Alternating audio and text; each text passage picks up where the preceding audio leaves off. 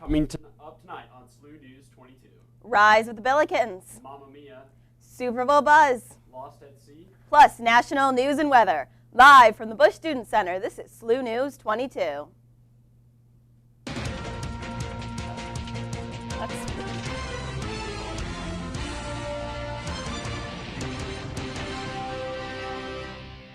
Good evening, I'm Sean Everson. And I'm Amanda Honigfort. Thank you for joining us this evening. The Billikens men's basketball team came out on top Saturday afternoon with an overtime win 87-81 against George Mason.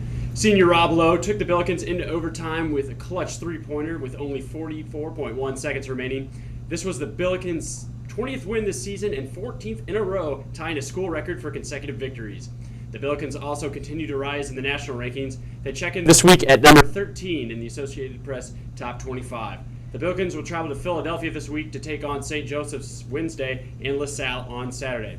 The Billikens will be back here at Chaffetz on Saturday, February 15th for a showdown with VCU at 1 p.m.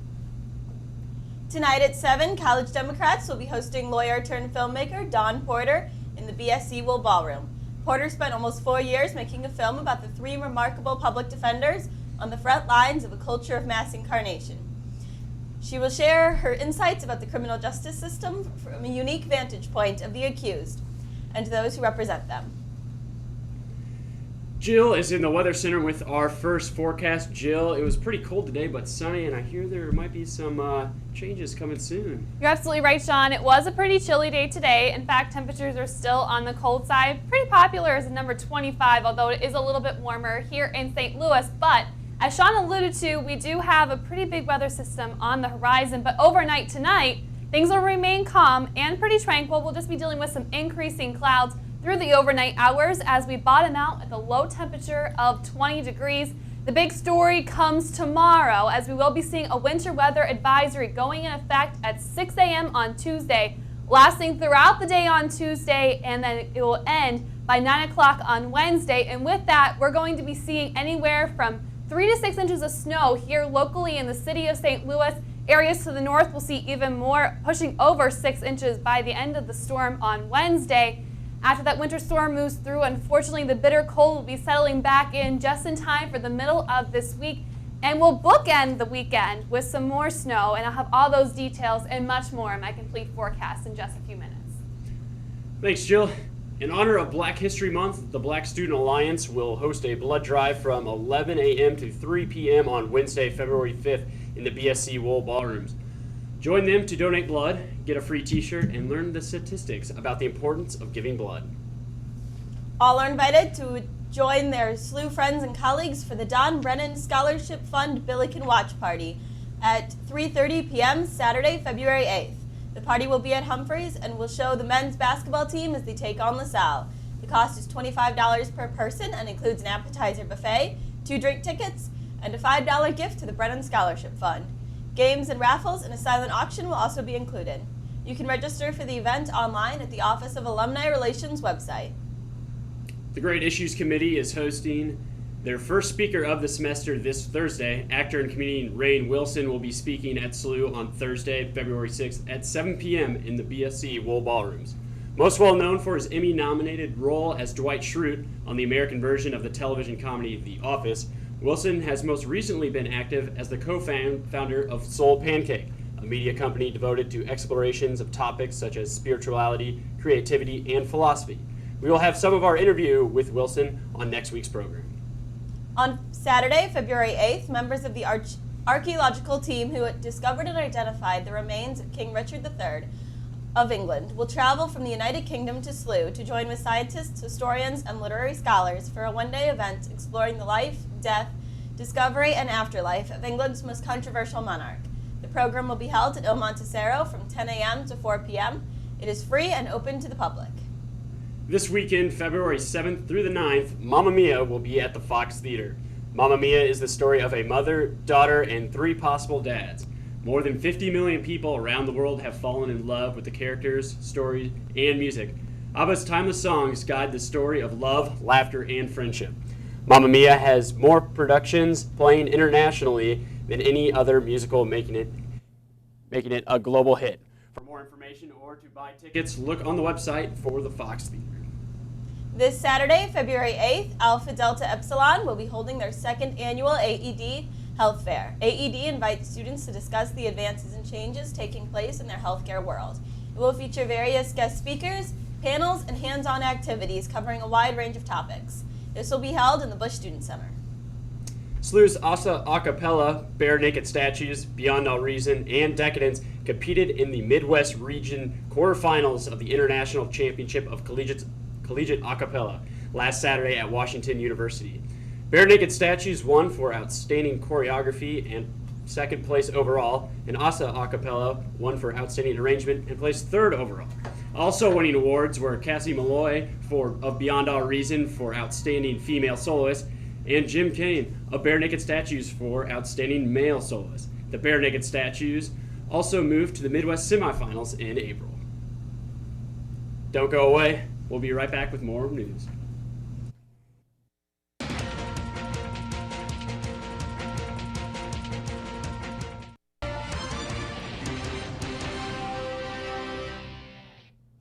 And welcome back.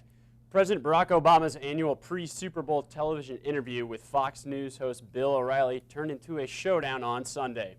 The live interview aired during Fox's pregame coverage of the Super Bowl and focused on topics Republicans frequently use to criticize Obama, such as Benghazi, the IRS targeting scandal, and the failed federal health care website. While O'Reilly questioned administration-led cover-ups regarding Benghazi and the IRS, Obama pointed out that congressional hearings on the topics have failed to turn up anything suspicious. President Obama also said he was focused on trying to correct any mistakes regarding the rollout of Obamacare. Former South African President Nelson Mandela left his $4.1 million estate to family members, former staff, schools, and the ruling African National Congress, according to his will that was read earlier today. The entire will was read to Mandela's family members earlier today, and a statement about the will was published on the Nelson Mandela Foundation website. This past Sunday, Oscar Award-winning actor Philip Seymour Hoffman was found dead in his New York City apartment caused by an apparent heroin overdose. New York City law enforcement reported 50 bags of heroin, a number of syringes, blood pressure medication, addiction treatment medication, and a muscle relaxant were found at the scene. Toxicology reports are still being gathered to determine the official cause of death. Hoffman was on several prescription drugs. However, several bottles of pills were also found on the scene that were not prescribed to him. Hoffman had a history of substance abuse and claimed to have gotten sober at the age of 22, but reportedly was struggling just recently in 2013 due to the use of prescription drugs. Coming up next, your work week forecast. Stay tuned. Big changes are in store.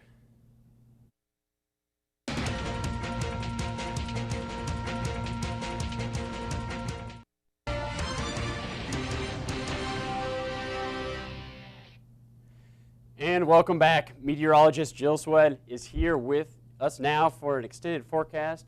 Jill, yesterday was Groundhog Day. Yes. And Puxatawny Phil saw his shadow, so it's indicating 6 more weeks of winter. Yeah, and you know, the forecast for this week is pretty much right on top with that. We're going to see everything that winter has to offer, be it the winter storm that we'll be seeing tomorrow, and then the bitterly cold temperatures that are to follow, and we'll even see more snow headed into Saturday as well.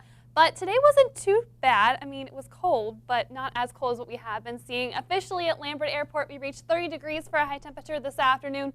Just a few degrees warmer here on SLU's campus. We actually hit freezing this afternoon, but both spots bottomed out this morning at 8 degrees. We were below normal today. Our averages are 42 and 25 for this day. Outside right now, we're still in the mid to even upper 20s at Lambert. We're sitting at 27 degrees. Clouds are beginning to increase, and we'll see those continuing to increase into the overnight hours as well. We're also dealing with that north wind right now at 4 miles an hour. So we are going to be seeing a winter storm moving throughout the day tomorrow. By 8 o'clock tomorrow, if you have any early morning classes, you should be fine. It will just be chilly. We'll be at 23 degrees. But by noontime, we'll begin to see that snow moving through. And into the afternoon, things could become heavy at times. We could be seeing a few strong snow bands moving through, and we'll continue to see that snow through the overnight, into the evening, into the overnight hours as well on Tuesday. And this will all be thanks to a cold front that will be moving through. And with it, we'll be seeing that snow, as I mentioned. Here in St. Louis, we could be seeing anywhere from 3 to 6 inches by storm's end Wednesday morning. A little bit less areas to the south of the city where it could be more mixed precipitation, some sleet mixing in with that snow. But other areas that were impacted over the weekend with some snow, we'll be seeing anywhere from 6 to 9 inches throughout the day on Tuesday. Then by Wednesday, here locally, we'll be seeing high pressure beginning to build its way in, which unfortunately is going to be bringing us another blast of some bitterly cold Arctic air. So we'll only be seeing high temperatures on Wednesday and Thursday in the teens, and we'll also be dealing with some gusty winds. So do be sure to bundle up as you head to classes midweek. Overnight tonight, things remain pretty calm. We'll be at 20 degrees for a low temperature under increasing clouds with some light east winds.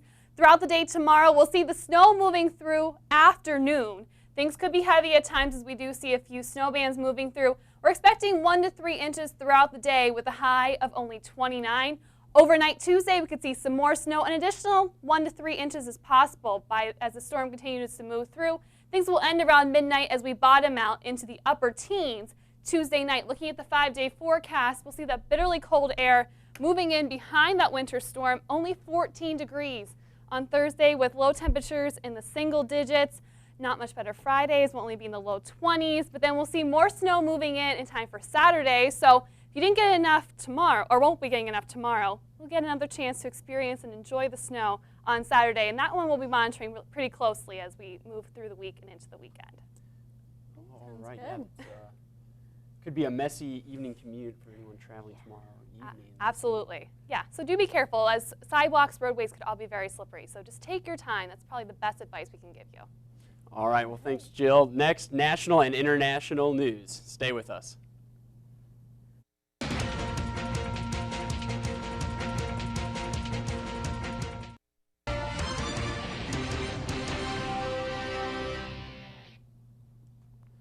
And welcome back.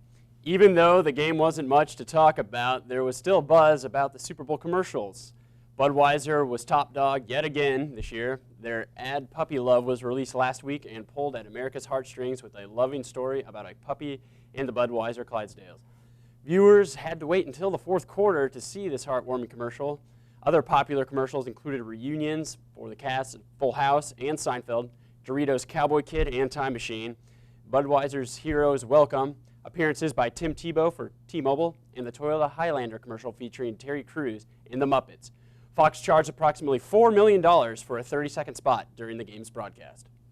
Last night's Super Bowl was the most lopsided championship game since the Cowboys beat the Bills 52-17 in the Super Bowl 27. The Seattle Seahawks dominated all sides en route to a 43-8 blowout against the Denver Broncos.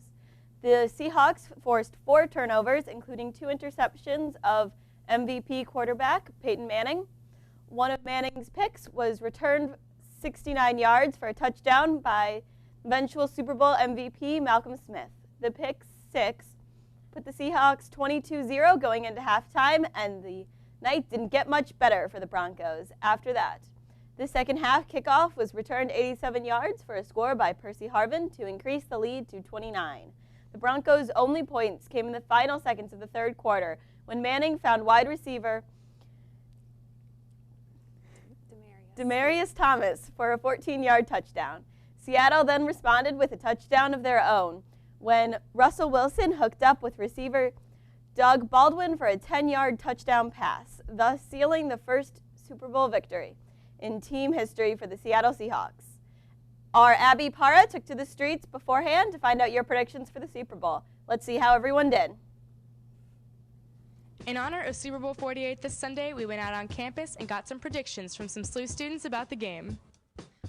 What do you guys think is going to happen on Sunday? I think the Broncos are definitely going to kick. I got the Seahawks winning. I got the Seahawks winning with Marshawn Lynch, MVP. If Russell Wilson does what he can do, I think the Seahawks are going to win. The Broncos are going to win. Do you have any predictions for the game this Sunday?